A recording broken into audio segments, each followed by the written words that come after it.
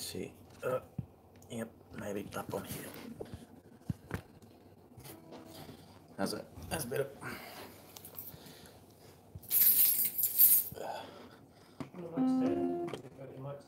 What's that? Have you got your mic stand? Yeah, it's alright.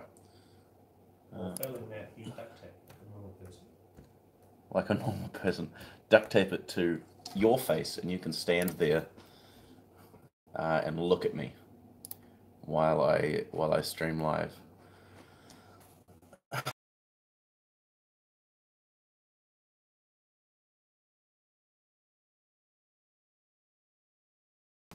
want to talk about how to play the blues, but in a jazz context. I asked my friend Matt, who's sitting over there currently, to give me a tune that I should teach, and he said either do Giant Steps or C Jam Blues, and nothing in between. And nothing in between. So here I am, doing C Jam Blues and taking drugs. C Jam Blues, or more broadly, the blues in general.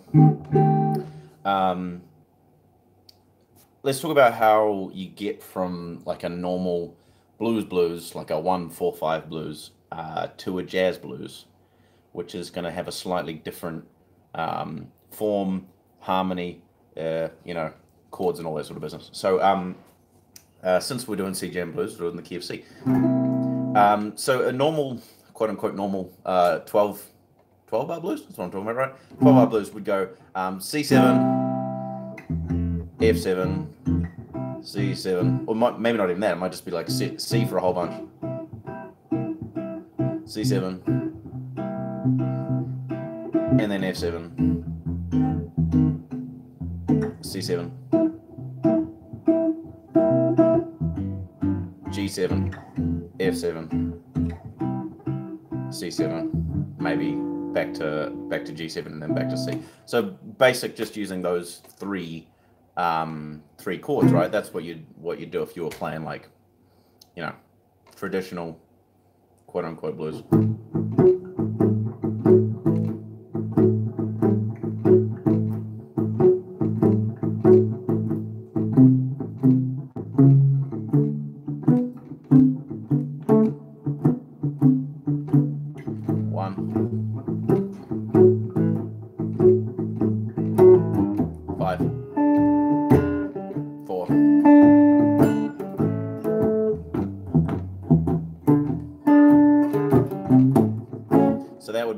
That would be your normal.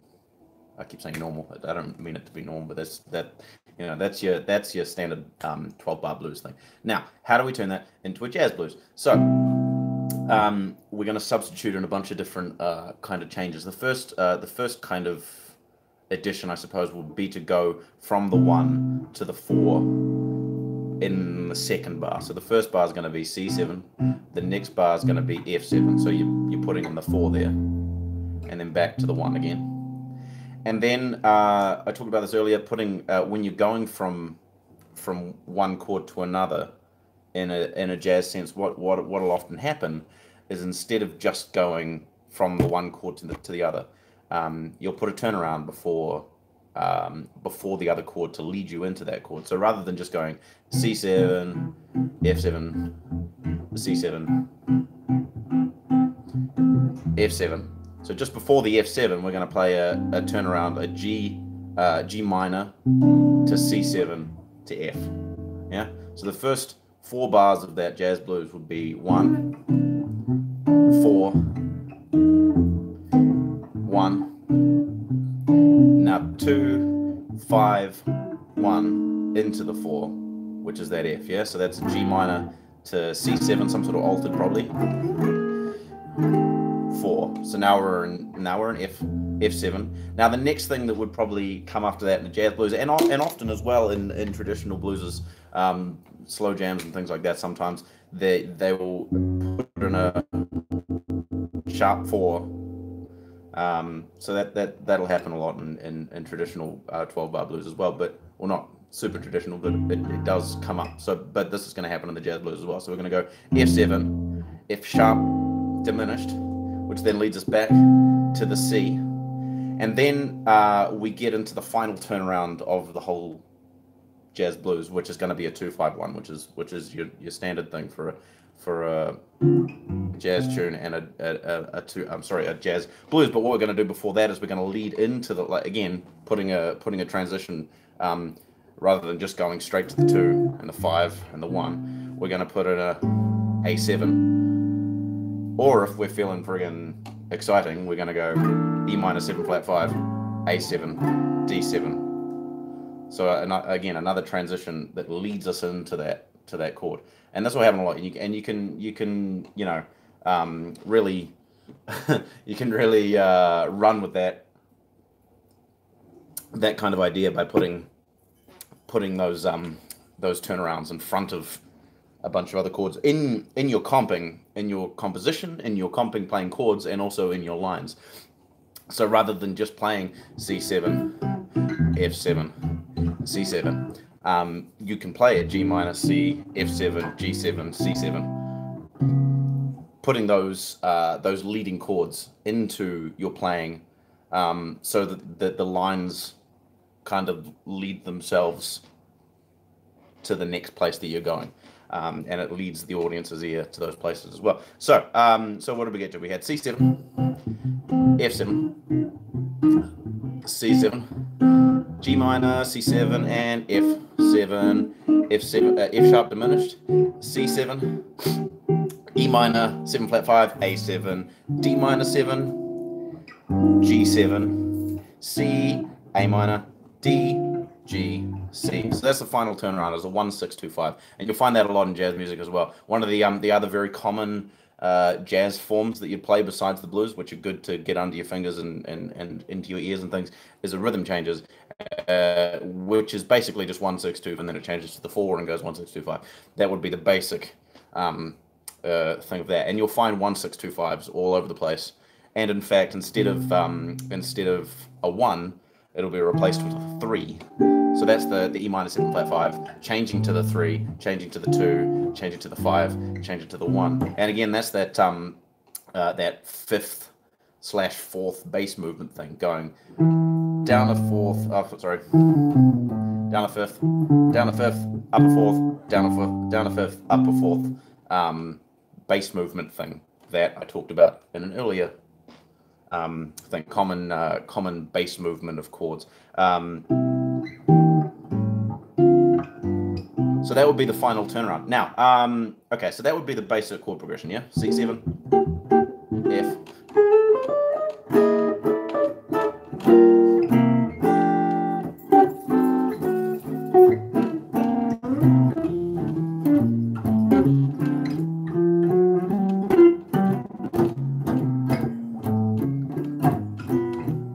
There you go. So that's your jazz blues form, right?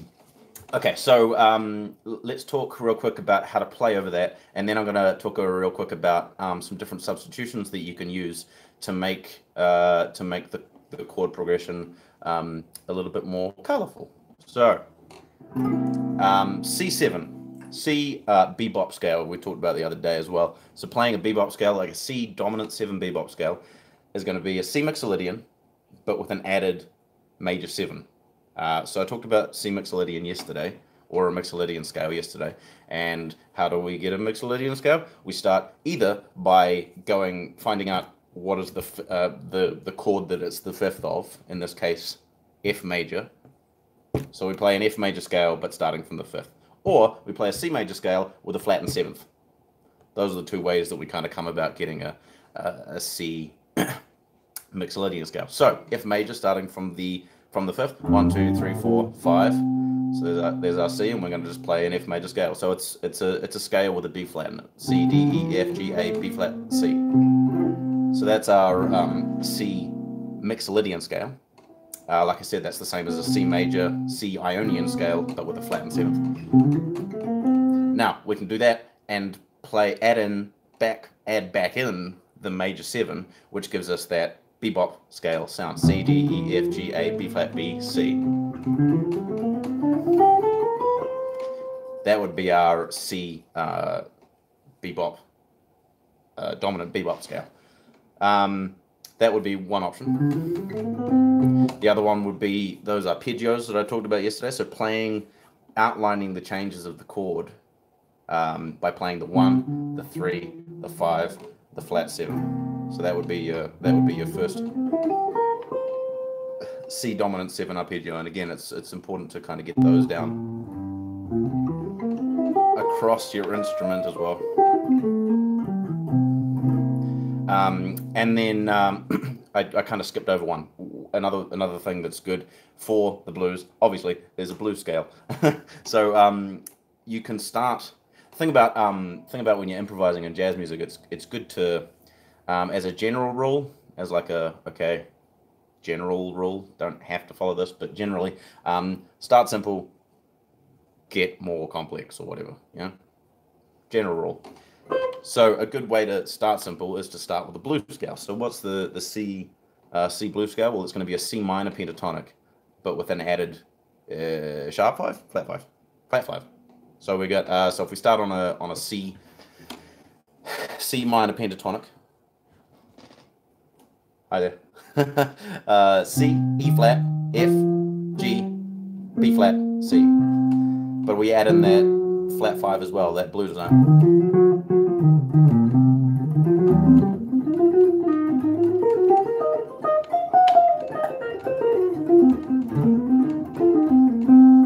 So that would be our C blues scale, yeah? So you can get some really nice bluesy kind of things going on. So if we're going like...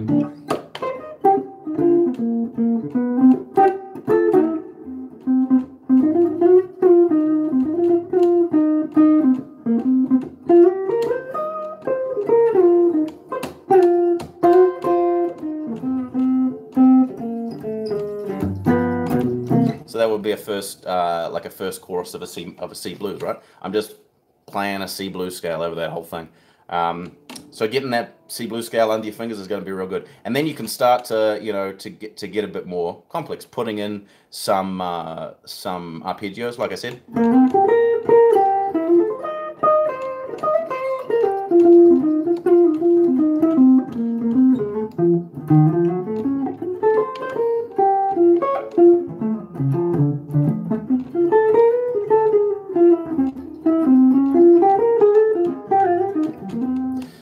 So that would be putting in more arpeggios. I wasn't really playing any scales or anything there. There was just a lot of arpeggio stuff. So the arpeggios, you're going to have to the ones that I would kind of generally use over that sort of thing. You got your C dominant 7 arpeggio, C, E, G, B flat, C, E, G, B flat, C, E, G, B flat, C. F dominant 7 arpeggio. So your F dominant 7 arpeggio is going to come from that F Mixolydian scale. So F Mixolydian scale. So F, A, C, E flat. So that's the important note, and that's the note that's going to change when you get to your F7 chord, the 4 chord, and that's going to be the thing that really makes that difference. Going to show that you are actually outlining that change rather than just playing, because if you're playing a C natural over that F7, it's going to sound a little bit not quite right, and like you're not actually playing those changes properly. So F Mixolydian, same as C Mixolydian, but with an E flat. It's a B flat major scale starting from the 5, or it's an F major 7 scale with a flattened 7th. So F, G, A, B, C, F, A, words, how do they work? F, G, A, B flat, C, D, E flat, F. So that's a F Mixolydian scale, and if we play the 1, the 3, the 5, and the 7 of that, we get an F dominant 7 chord. F, A, C, E flat, F, A, C, E flat. Okay, so we've got those two arpeggios, C dominant 7 arpeggio and F dominant 7 arpeggio. Yep, those are going to be good ones to have there. Now, just playing arpeggios is going to make you sound like Yngwie Malmsteen, so don't just do that. But they're good tools to have along with your blues scale and with your with your bebop scale. So F dominant 7 bebop scale is going to be your F Mixolydian, but with that E added back in, the E natural. So F, G, A, B flat, C, D, E flat, E natural, F. And like I say, the reason for the bebop scales is to line up those chord tones with the strong beats of the bar. So in the case of the F dominant 7 there, F, A, C, E flat, F, A, C, E flat, F. So it lines up those chord tones with the strong beats of the bar, which is what you want when you're outlining chords. Sounds good. Right, okay, so we've got those kind of 5 things, I suppose. 2 arpeggios, C dominant 7 arpeggio, F dominant 7 arpeggio, F mixolydian, C mixolydian, C bebop, dominant bebop scale, F dominant bebop scale, and then the C blues scale. So those are going to be good things to use over both of those sections, outlining those changes. Okay, so what did we get to? F7, F diminished arpeggio. So that's F sharp 7 diminished. F sharp diminished arpeggio. Now the cool and / interesting / handy thing about diminished scales. I was going to get into this. I'm going to make a video about that mystery sound you get when you discover a mystery in Zelda. It goes or whatever. It's a very interesting little motif, and I was going to make, and I am going to make a video about it, but it just gets deeper and deeper and deeper the more I talk about it. But one of the things that I talk about in that video is the diminished scale and the diminished arpeggio. Now, the diminished, the thing about diminished scales and arpeggios is they're what you call symmetrical. They repeat in a certain pattern, which allows which kind of mirrors itself. So with, for example, an F sharp diminished arpeggio, it's built on minor thirds. So you start from one note, you go up a minor third, you go from that note up another minor third, you go up from that note up another minor third, and then when you go to another minor third above that, you're back where you started. And that works because there's 12 notes, right? And you're dividing the 12 notes into groups of 4.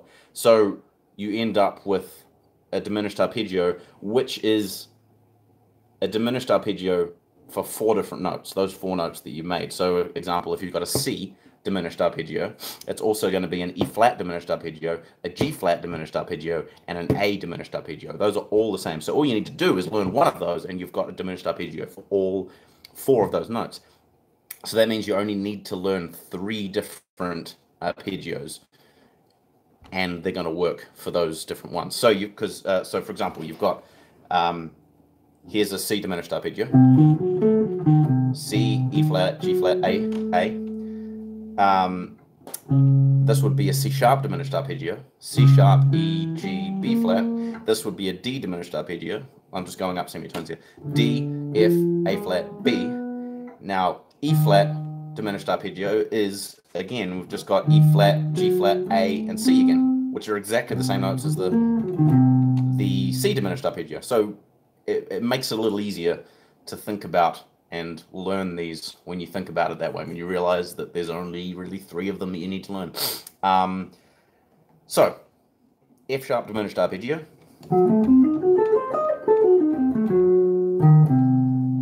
Happens to also be a C diminished arpeggio, which is that first one that I learned. So learn C diminished arpeggio, and it's going to be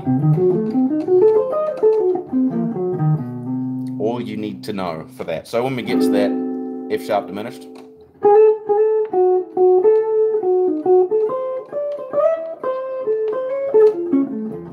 now this one is another one that I quite like using. I talked about this yesterday and the day before as well, but using an augmented 7th, dominant 7th, or just an augmented triad.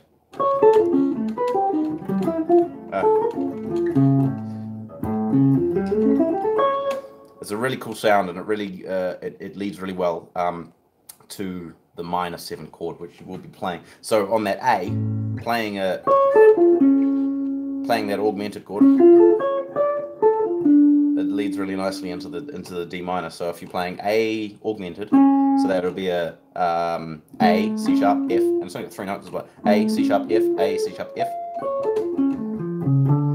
Leads really nicely into that G minor chord. And if you want to, like I say, you can add in the seventh as well. A, C sharp, F, G, A, C sharp, F, G, and it leads into G, D minor.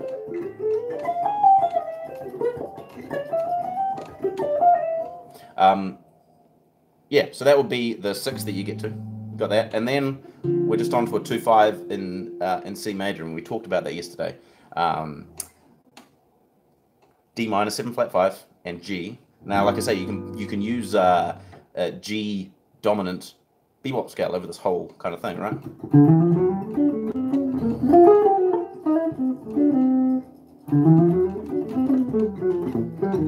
You can kind of use that over that whole thing. So it's a good place to start, I suppose, is thinking kind of blanket scale E, not just over the whole tune, but over sections of the tune. So for the first bit, you've got your C bebop scale, C dominant bebop scale. Then you've got your F dominant bebop scale, and then you're back to your C dominant bebop scale, and then you can go your A7 altered bebop scale, and then you've got your G dominant bebop scale.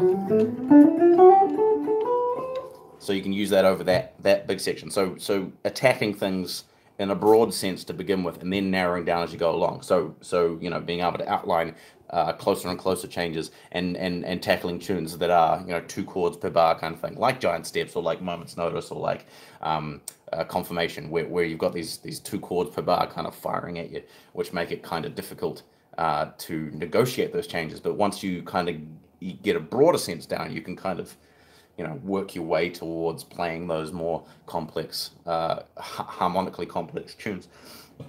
Cool. So that's the blues. Let's. So we got C7. Just a quick recap. Ooh, excuse me. Quick recap. C7, F7, C7, G minor, C7, F7, F sharp diminished, or C diminished, C7. E minor 7 flat 5, A7, D minor 7, G7, and C, and A, and D, and G, and C. Now, real quickly, before I finish up, I just want to do this real quick.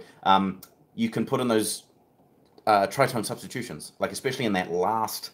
There's a really cool tune called what's it called? Ladybird.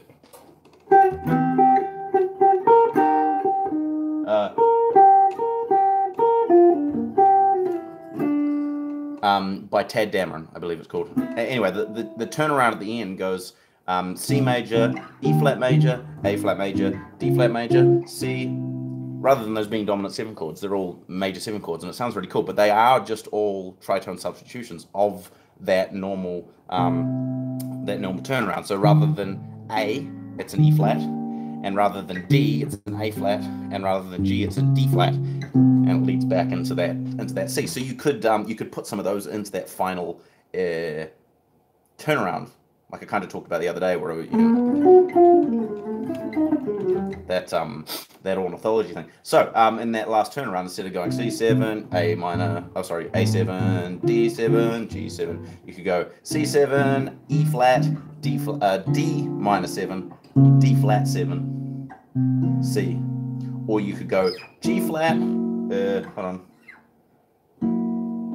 Maybe not that. You could go B flat, A flat, G7, C. So there's a couple of different ones you could do there. And like I say, you could, any of these ideas of substitutions and things, you can put into your lines as well as your comping. So, you know, when you're comping that final bit,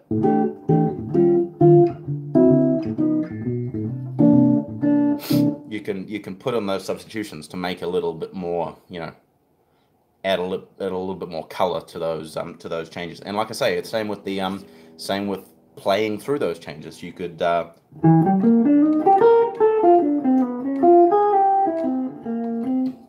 that was playing E minor 7 flat 5, E flat 7, D7, D flat 7, C dominant 7, and that resolves back to that D dominant 7. C dominant 7. So yeah, that's kind of it. That's the blues. That was a very quick explanation of a jazz blues. But I'll talk about some other stuff at another point. I'll just play a little bit of blues for you, and I hope you learned something. I'll see you again soon. Blues.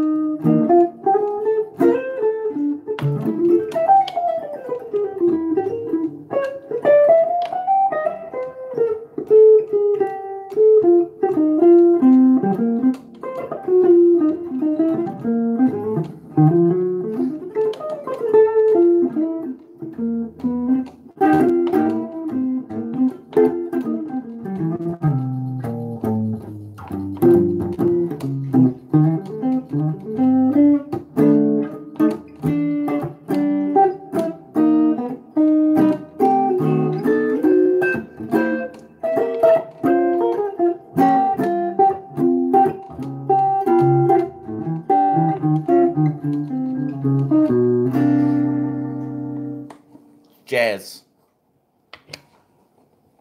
Thanks for tuning in. I'll see you again soon. Bye. How do I stop it? You sure you want to finish stream?